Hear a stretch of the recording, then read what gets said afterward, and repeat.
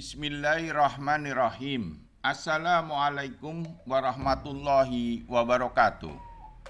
Dasar hukuman mati untuk koruptor di Indonesia. Di Indonesia saat ini banyak terjadi pembiaran sesuatu walaupun melanggar norma adab dan atau aturan.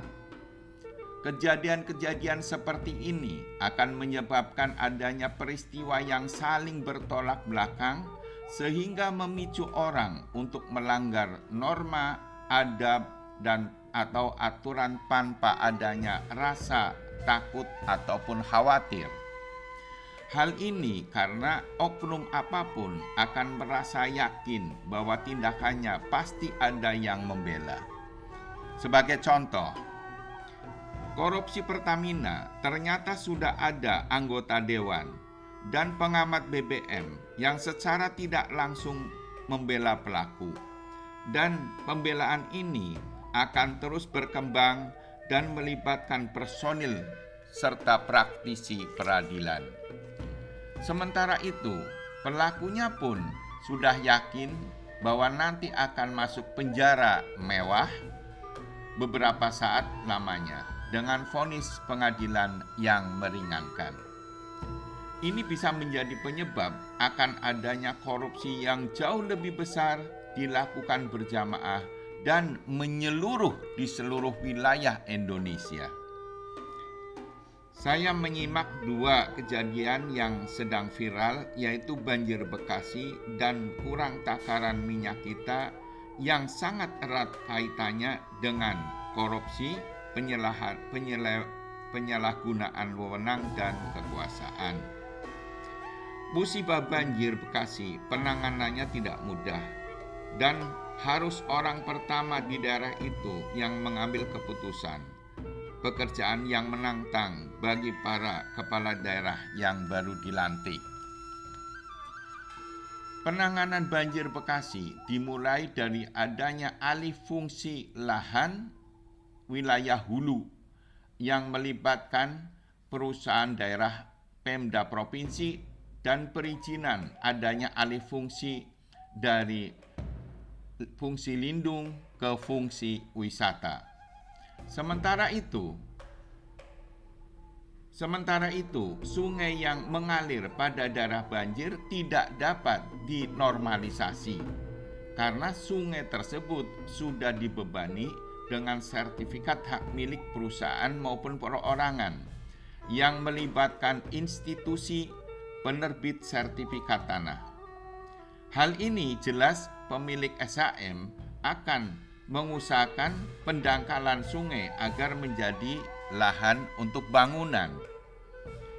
Perhatikan pula kasus kurangnya takaran pada minyak kita. Awalnya ditemukan di Bogor, kemudian merambah dan ternyata kasus ini sudah sampai hampir ke seluruh wilayah Indonesia. Artinya tidak mungkin bisa kesalahan dilakukan serempak jika tidak ada perintah atau komando. Saya hanya membahas dua kasus yang sedang viral ini saja. Walaupun saya memahami jika di benak para pemirsa pasti banyak kasus-kasus korupsi dan penyalahgunaan wewenang dan kekuasaan seperti beralihnya kepemilikan perusahaan tanpa diketahui pemilik yang sahnya, adanya pagar laut, adanya korupsi PT Timah, kasus Sambo, dan lain-lain. Apa artinya jika kasus besar ini digabungkan? Pertama, kita mengetahui bahwa pengusaha itu ada wadahnya, sehingga bisa saja para pengusaha dalam melakukan penyelewengan saling tukar-menukar informasi dan atau ada suatu perintah. Kedua, siapapun yang berbuat kejahatan dan korupsi pasti merasa tenang karena mereka yakin ada orang yang membelanya. Kepastian ini juga adanya keyakinan akan kepentingan ikut menikmati hasil korupsi. dengan berbagai macam dalih. Ketiga, munculnya aksi premanisme di semua lapisan masyarakat, baik dari anggota dewan, anggota partai, ABRI, Polri, ASN, sampai ormas maupun individu. Ini merupakan adanya negara di dalam negara, karena negara tidak dapat menyelesaikan masalah yang ada.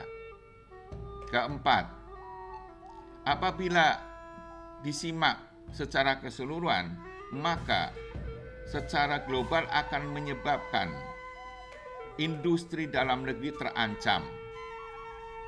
Industri dalam negeri akan kalah bersaing, mengurangi kepercayaan investor, mengurangi kepercayaan warga, tumbuh kembangnya negara di dalam negara, merongrong kewibawaan dan keberadaan NKRI, yang selanjutnya adalah berakhirnya negara NKRI. Solusi terbaik adalah eksekusi hukuman mati bagi koruptor yang ada di Indonesia.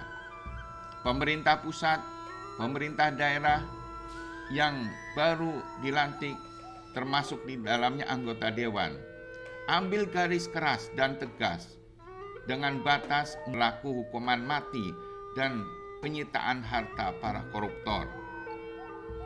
Ini pasti banyak yang membela karena juga banyak yang berkepentingan. Pengorbanan dalam perjuangan eksistensi keberadaan NKRI harus diberikan berupa eksekusi mati untuk paling tidak 300 pelaku korupsi demi kejayaan negara Indonesia dan menyelamatkan rakyat Indonesia. 300 juta orang itu adalah wajar dengan mengorbankan para koruptor tersebut.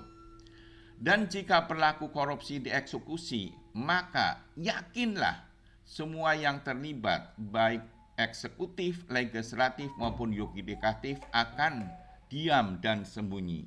Sementara orang yang berkuasa memerintah berbuat korupsi akan kesulitan mendapatkan orang lain sebagai korban, yang akhirnya dapat menyeret dia sendiri sebagai pelakunya. Yakin bahwa seluruh rakyat dan bangsa Indonesia mendukung adanya pemberantasan korupsi. Hukum mati para koruptor. Semoga NKRI berjaya. Semoga Garuda terbang di angkasa. Semoga Ibu Pertiwi tersenyum dan tertawa. Wabillahi taufik wal hidayah. Wassalamualaikum warahmatullahi wabarakatuh.